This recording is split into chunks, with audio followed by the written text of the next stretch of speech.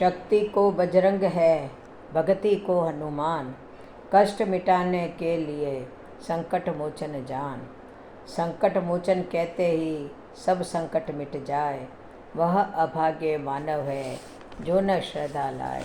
बोलो बजरंगबली की जय हो।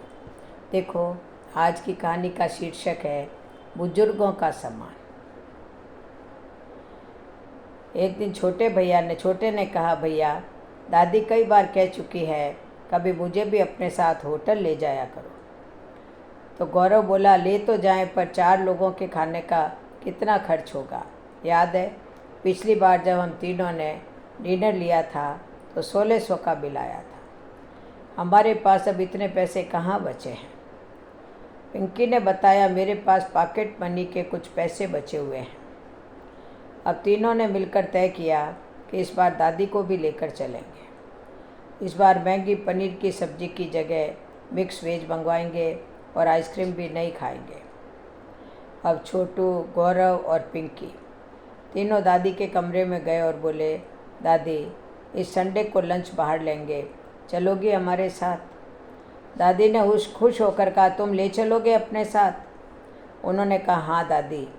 अब संडे को दादी सुबह से ही बहुत खुश थी।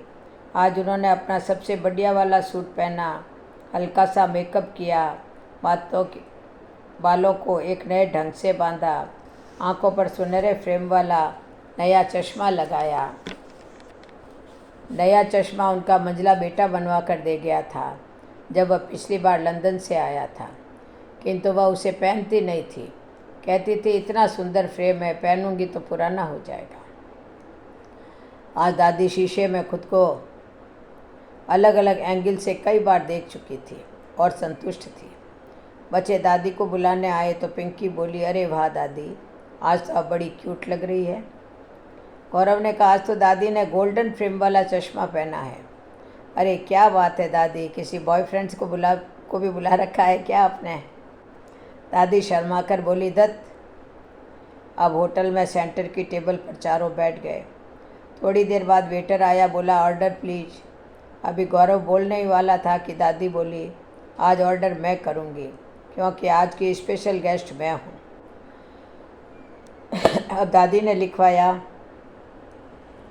दाल मखनी, कढ़ाई पनीर, मलाई कोफ्ता, रायता वेजिटेबल वाला, सलाद, पापड़, नान बटर वाली और मिस्सी रोटी। हाँ, खाने से पहले 4 सूप भी। तीनों बच्चे एक दूसरे का मुंह देख रहे थे। थोड़ी देर बाद खाना टेबल पर लग गया। खाना टेस्टी था। जब सब खा चुके तो वेटर फिर आया, डेजर्ट में कुछ सर। दादी ने कहा, हाँ 4 कप आइसक्रीम। तीनों बच्चों की हालत ख़राब। अब क्या होगा, दादी को मना भी नहीं कर सकते, पहली बार हमारे साथ आई है। अब बिल आया। इससे पहले गौरव उसकी तरफ हाथ बढ़ाता, बिल दादी ने उठा लिया और कहा, आज का पेमेंट मैं करूँगी। बच्चों, मुझे तुम्हारे पर्स की नहीं, तुम्हारे समय की आवश्यकता है, तुम्हारी कंपनी की आवश्यकता है। मैं पूरा दिन अपने कमरे में अकेली पड़े पड़े बोर हो जाती हूँ। टीवी भी कितना देखूँ, मोबाइल पर भी चैटिंग कितना करूँ। बोलो बच्चों, क्या अपना थोड़ा सा समय मुझे दोगे। कहते कहते दादी की आवाज़ भर आ गई। पिंकी अपनी चेयर से उठी, उसने दादी को अपनी बाहों में भर लिया और फिर दादी के गालों पर किस करते हुए बोली, मेरी प्यारी दादी, ज़रूर। गौरव ने कहा, यस दादी, हम प्रॉमिस करते हैं कि रोज़ आपके पास बैठा करेंगे। और तय रहा कि हर महीने के सेकंड संडे को लंच या डिनर के लिए बाहर आया करेंगे और पिक्चर भी देखा करेंगे।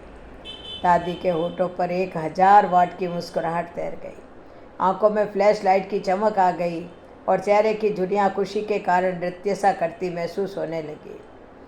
अरे दोस्तों, मित्रों, बूढ़े माँ बाप रुई के गट्ठर के समान होते हैं। शुरू में उनको बोझ नहीं महसूस होता, लेकिन बढ़ती उम्र के साथ जैसे रुई भीग कर बोझिल होने लगती है, वैसे ज़िंदगी की थकान बोझ लगती है। बुजुर्ग समय चाहते हैं, पैसा नहीं चाहते। पैसा तो उन्होंने सारी ज़िंदगी आपके लिए कमाया कि बुढ़ापे में आप उन्हें समय देंगे। यदि वृक्ष से फल न मिले तो कोई बात नहीं, किंतु छाया सुकून प्रदान करती है। इसीलिए कहते हैं कि बुजुर्गों का सम्मान होना चाहिए, बुजुर्गों का आशीर्वाद लेते रहना चाहिए। बोलो जय श्री कृष्ण, जय जय श्री राम।